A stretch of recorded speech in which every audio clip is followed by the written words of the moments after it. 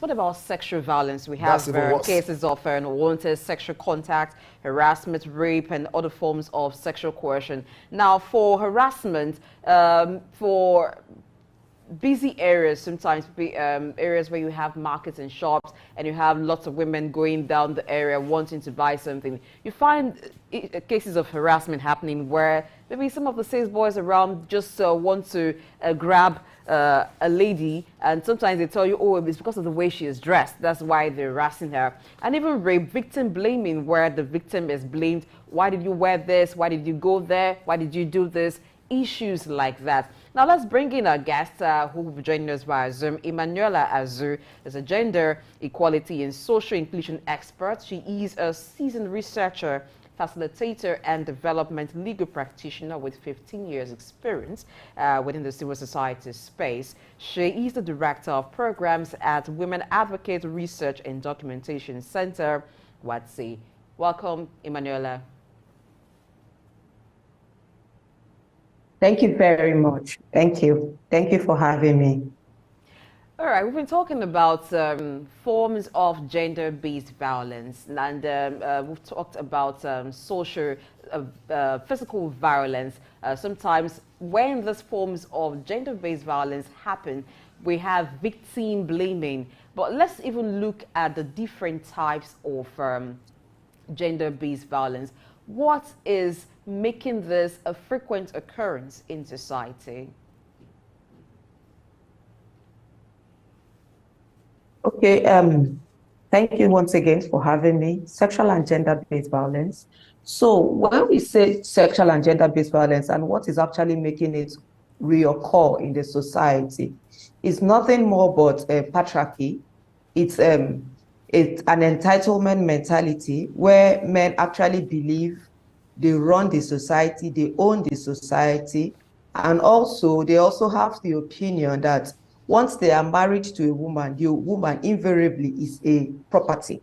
So they see women who, particularly in a relationship, as their rights, their entitlements, and their property. So these factors are actually, and also long-standing harmful traditional practices has also aided the continuous occurrence of this behavior. And not also to say bad interpretation of religious books has also contributed to it, because a lot of the times interpretations of the holy books, both the Muslim and the Christian holy books, have been misinterpreted to suit particularly the male ego. So these are part of the reasons why it has continued to exist, despite all efforts to ensure the eradication. All right, thank you, Emmanuela. Let's look at the impact of gender-based violence, not just on the victim, but on the continent as a whole. We believe that all of us need to come together to ensure that we progress as a people. But then, when a particular gender is, being treated violently, what is the impact on, the continent as a whole? Why is gender-based violence a concern to Africa's development as a whole? Okay, when we say gender-based violence is a concern to particularly the African continent, it's because it hampers on development. So when we say gender-based violence is it's expansive. We're talking about physical violence, we're talking about economic violence, we're talking about sexual violence, we're talking about psychological violence. You see, when we bring all of these factors, both individually and collectively, you would see that it hampers on half the population. It affects half the population of a country, of a continent. And then if we dig further, if you actually want to take the statistics as a continent, although I may not have my facts and data, but I just want to believe that if we take it as a continent perspective, we may even have more women, like 51% women to men. And so when these 51% have been continuously marginalized, because gender-based violence also, that I said, it also has to do with economic violence. And so when 51% of the population, or let's even say 50% of the population, are disenfranchised, are not economically empowered, and they, of course, they're also emotionally traumatized, emotionally abused, of course, there can be no meaningful and sustainable development in that space. And so when we talk about the impact, when we say economic violence, when you deny a woman, when you limit a woman's access to work, when you discriminate against a woman in a workplace and you limit her potentials and her capacity to be able to rise within the workspace, when you deny a woman, even within the political sphere, if you look at the number of female representation we have within the political sphere, it also impacts on the economic value of women as a nation, as a continent. When we look at the emotional trauma that is attached to these women, and of course, you would agree with me that women are the caregivers and also women are the nurturers of the home. So you can imagine a woman who is emotionally damaged, who is psychologically abused, what kind of impact, what kind of care, what kind of nurturing can she hand down? So bringing all of this, and then of course, we are not even looking at the physical violence and then so a woman who is constantly physically abused, the damage to her health, the resources that go down that area, and then also how those resources impact on the nation's healthcare system in general. So it's a whole, it's a very broad issue. And so we cannot but continuously to hamper and to continuously to insist and to preach on how violence against women in particular, and young girls in particular, limits and affects development. And then when we talk about gender-based violence, of course, gender-based violence is not limited to women, but though women are more in the number than in the majority, there are men who are also victims of gender-based violence in the minority. And also when we look at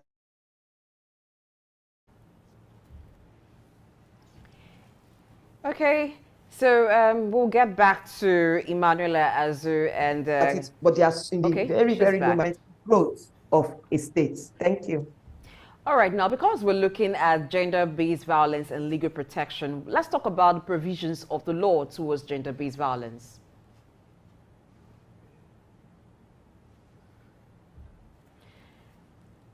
Hello, Emmanuela, are you there?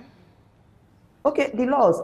Nigeria to provide laws. So I remember in 2015, Nigeria passed the Violence Against Persons Law, which is domiciled with NAPTIP at the NAPTIP office, but it's not enough to implement, to have a law. It's more about the effectiveness of the law. How effective is the law?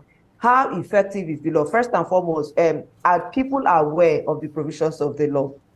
Those, the relevant stakeholders who should actually use the law as a tool to stop violence against women or to protect victims of gender-based violence, are they aware of the provisions of the law? Are there enough provisions for the effective implementation of the law? These are more of the issues. In Nigeria today, 33 states have actually passed the Violence Against Women's Law.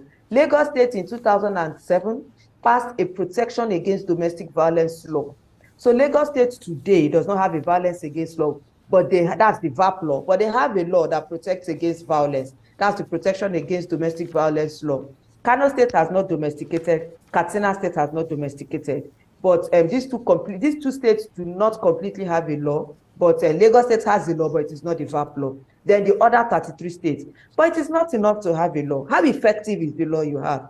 One of the provisions of the law is that any state that actually has a VAP law must have a family court. How many states have VAP laws? Family courts. Then how many states have fast-track courts where cases of sexual and gender-based violence are fast-tracked? These are part of the issues. It's not enough for you to have a law, and then a case of domestic violence goes to court 1 year, 2 years, 3 years, they're still in court. They have not been able to resolve even a minor issue of custody, protection, or, so it's not just enough. Yes, Nigeria has done it well, they have done well, and they have passed the Violence Against Persons Law, but how effective? Every state is supposed to have a SAC center, that's the Sexual Assault Referral Center. How many states have a functional SAC center? So all of these issues brought together actually gives the VAP law in existence effectiveness. Okay, we will come back to the issue of law later on in the show. But let me just ask you this. What cultural practices constitute gender-based violence? Several cultural practices constitute gender-based violence. The culture, our cultural values that gives male prominence over women. in most of our cultures across Nigeria, a male child is more beneficial, is a better option to a female child. Although in recent times, due to continuous education, sensitization, and awareness, it is beginning to reduce because that's one, the male preference gives rise to domestic violence. Then second of it all is the fact that there is a lot of misinterpretation. If you look at our tradition is kind of intermixed, intertwined with religion. A lot of the time you hear things that a man is the head of the house, and it is taken from a very negative perspective. Like that interpretation that that a man is the head of the house, so therefore a woman does not have a right, does not have a voice. And also all these kind of cultural beliefs that, oh, a woman is supposed to be seen and not to be heard. All of this upbringing, all of these values, all of these cultural practices, also our kingship system. Of course, you would agree with me that except in very rare cases, like we do not have a system of a traditional ruling system where a woman is allowed to be the king in a particular community, except in some Yoruba land where they have regents. A king who does not have a male child dies, and then the male daughter stands in place until a king is appointed. You see, all of these practices that does not recognize the role, the capabilities, and the capacity of a woman to also be a king contributes to violence against women. Male dominance contributes to, male preference contributes to violence against women. Also, cultural beliefs, stereotypes, religious stereotypes, religious misinterpretation. I'm insisting they are religious misinterpretation. They are not what the Holy Book says. Also contribute to the cultural practices of the gender-based violence. You see, all of this. And then we also have, it may not be cultural, but it somehow links to culture, illiteracy, lack of education. So I think all of these factors brought together also have accumulated and contributed to gender-based violence in Nigeria and in Africa in general. Okay, let's look at some harmful practices such as female genital mutilation. Campaigns have been on, but still it's a practice in some areas. What's the way to go on that? Female genital mutilation is something that is still heavily there and is going to be there for a while. One of the reasons why it's still heavily there and it's going to be there for a while is because, interestingly, those who perpetrate female genital mutilation in particular are women. And it is an economic issue. So you can imagine when this crop of women, their source of livelihood is seemed to be removed. You are saying, stop female genital mutilation. Of course, you know that the people who practice it, who carry out the action itself are women, and they are being paid for it. So it's looking like you are going to remove their source of livelihood. So what it means is that the government must be very intentional, the community must be very intentional to see how these women whose source of livelihood, whose economic empowerment are going to be removed when this practice of female genital mutilation is removed. You have to be very intentional to see how we can further redirect their skills into a more productive, into a less harmful skill to women and the girl children in particular. So until we do that, one, and also education is very important. We need to also let them understand that it is very harmful. We cannot overemphasize the health implication of female genital mutilation. Continuous education, we cannot overemphasize the effect of female genital mutilation, but most importantly, for us to be able to understand the economic implication of female genital mutilation and be able to properly channel the economic, so that the women, particularly the women who carry out this act, are not economically disenfranchised. So until we do that, that issue of female genital mutilation will continue to be an issue within the communities. Okay, still on harmful practices against women that constitute, gender-based violence. Rape is key, and it is sad. It still happens in this part of the world and in other parts of the world. But then you find out that victims of rape are not even bold enough to come out and say, yes, I have been raped. And when you keep silent in the face of tyranny, then your oppression continues. How should victims of rape address this particular concern? What should they do? How should they come out and say, okay, this has happened to me, without feeling, shy about it? Because they are often, victimized further even when they come out. Issue of rape is an issue of dignity. And so, of course, you will agree with me that in times of war, women are raped because you want to dehumanize, you want to destroy, impact on the dignity, on the ego of a person. And so most times it's very understandable when someone is very uncomfortable in speaking, because the person, first and foremost, your humanity has been trampled on, your dignity has been trampled on. And then, of course, the society, once again, have the tendency, but and that it's a stereotype that actually leads to the stereotype that is associated with it, the name calling that is associated with it is one of the reasons why it's one of the reasons a lot of people will not actually speak out. But you would want to think, a lot of people may want to think that in recent times that the rates at which this crime of rape is being committed is on the increase. No, I personally do not think it's on the increase. I think what has been happening in recent times is that people are now speaking out.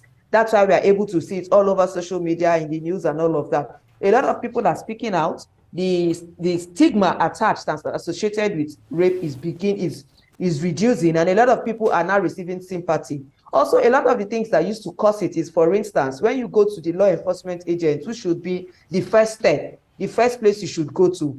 Before now, a lot of these law enforcement agents were not properly educated, and they do not know how to respond to cases of gender-based violence. But with the advent of the VAP law, and also with the advent of SAC centers, sexual assault referral centers across states in Nigeria, the law enforcement officers, who are most times the first responders, have been better trained. Although there is still a gap in their training. And what is the gap? The gap is this: you train a law enforcement officer in a gender unit for 6 months, and then he's running or she's running and effectively responding to cases of rape. 2 years down the line, she's transferred, or he is transferred, the officer is transferred to a completely different unit. And then an officer from a completely different unit is brought, who does not have gender training, who has not been trained. Then it means you have to start the training all over again. So that also affects. Then also, another thing that also affects is the fact that the judicial system at the moment, the burden of proof, although that also has been taken care of legally, the burden of proof usually lies with the victim to prove that I have been raped. So all the burden of proof, and then also further dehumanizes a victim of rape, and then also further discourages victims of rape. So all of these factors and many more other factors like that. Also, most times, 70% of the time when sexual harassment, rape, and all of that, sexual assault, when in the case of minors take place, they usually occur with family, friends, close relatives.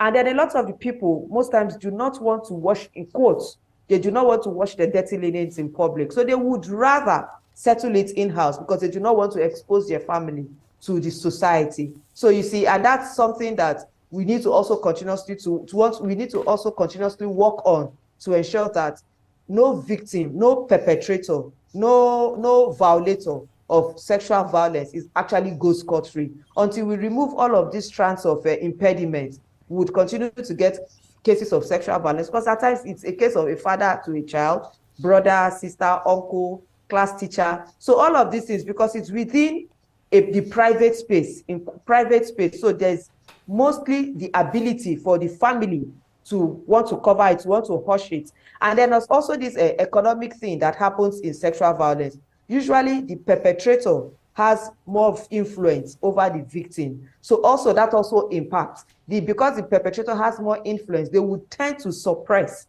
the victim. So all of these factors have actually been contributing to cases and the seeming rise in sexual violence in Nigeria.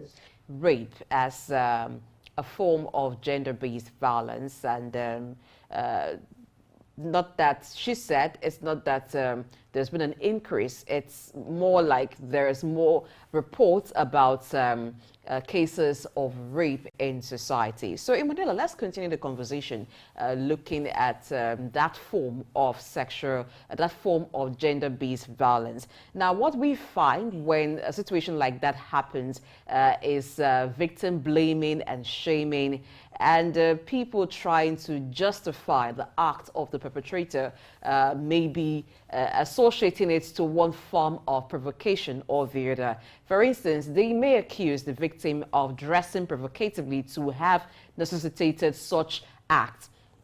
But we know that there are some things in society, or there are some structures in our cities that seem to enable actions like this. For instance, we have roads that are not well lit without street lights in town. We have poor security that sometimes encourage this. So how do we tackle some of these enablers of that form of gender-based violence?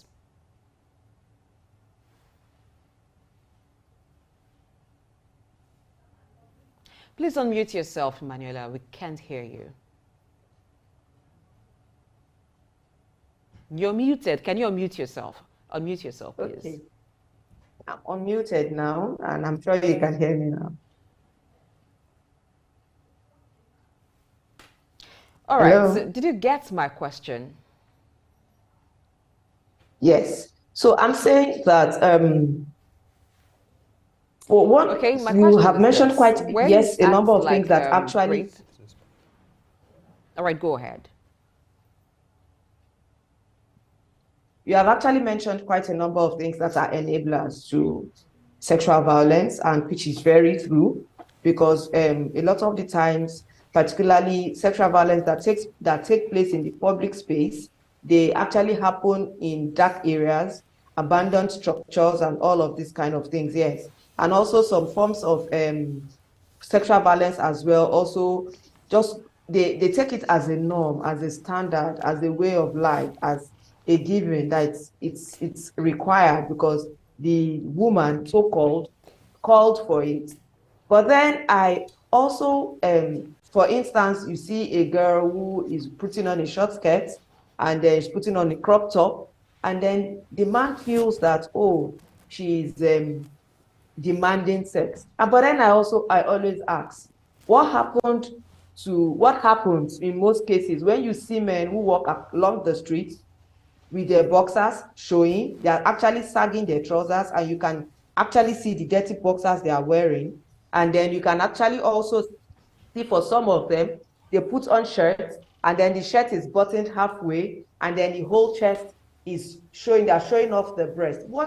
Who says that women are not also enticed, do not see all those things, and they also feel aroused? Oh, you see a man with hairy chest, fine chest, and all of that. And so why do the women not actually pounce on these men and rape them? Although, well, the woman cannot rape him, but why can't that woman just sexually harass the man? Why?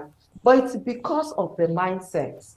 It's because of the stereotype that a lot of men actually grew up with, this entitlement mentality that they can have any woman they want to at any point in time. Also remember that at times, also this rape actually occurs as a result of revenge. A man has actually tried wooing a woman severally and she's refusing, he resorts to rape.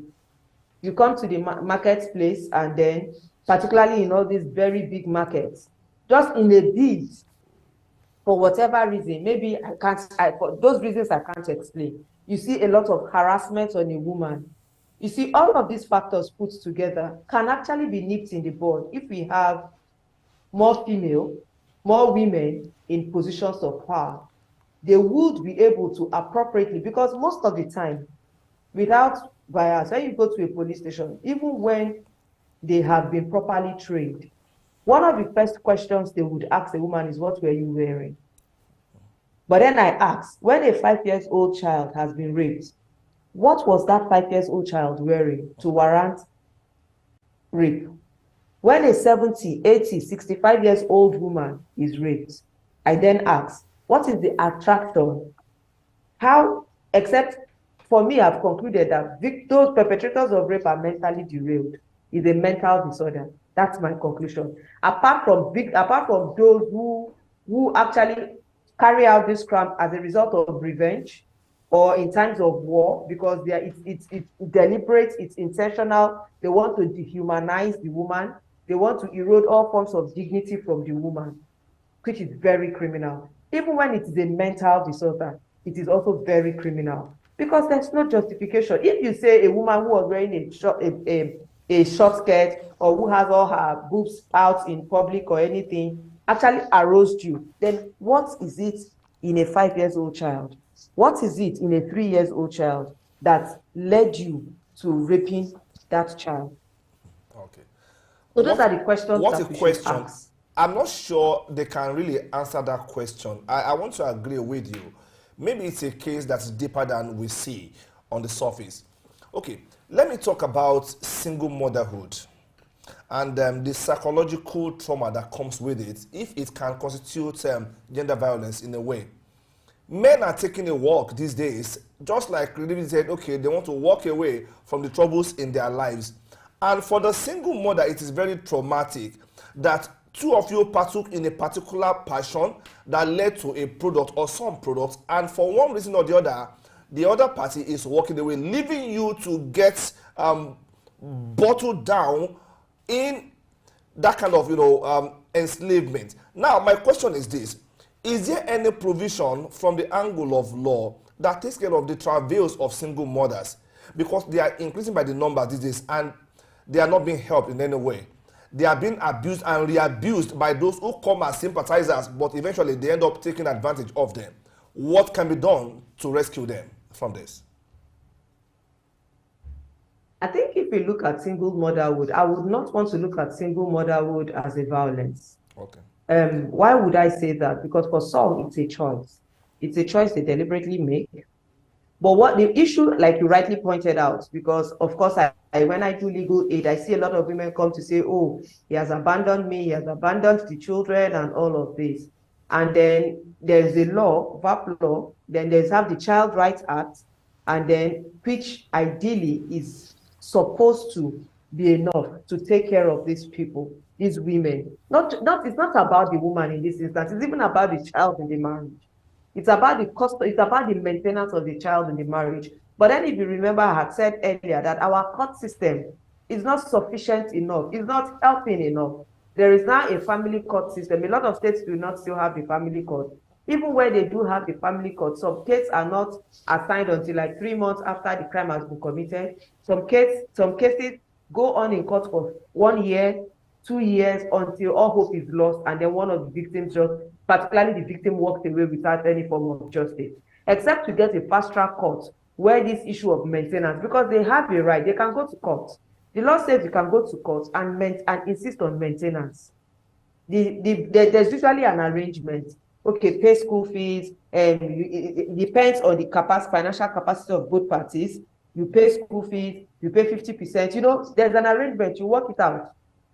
The law allows for it, but that same law that allows and provides for it is not adequate enough, it's not effective enough. So a lot of women are victims. Yes, a lot of women do not also deliberately want to be single mothers. They are just victims of single motherhood. And then although there are laws to protect them, but I'm sorry, these laws are not adequate enough because they're not protecting enough. So what we can just continue to preach is, when a woman is economically empowered, that's for me, and she then becomes eventually a victim of single motherhood, trust me, she would not be so burdened, because single motherhood is not beans, because you would have to take care of the kids financially, emotionally, medically, all areas you take care. And most times these men are so completely irresponsible, and it is actually so annoying that our culture aids it.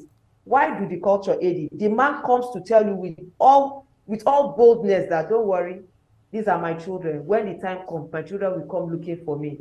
Why would they say that? Because of our traditional system of marriage. When it's time for marriage, the family of the man would require that the husband or the father should come, or they should pay bride price. You know, this kind of cultural practice also condone and aid these irresponsible men in their acts. So, of course, seriously, it's very traumatizing.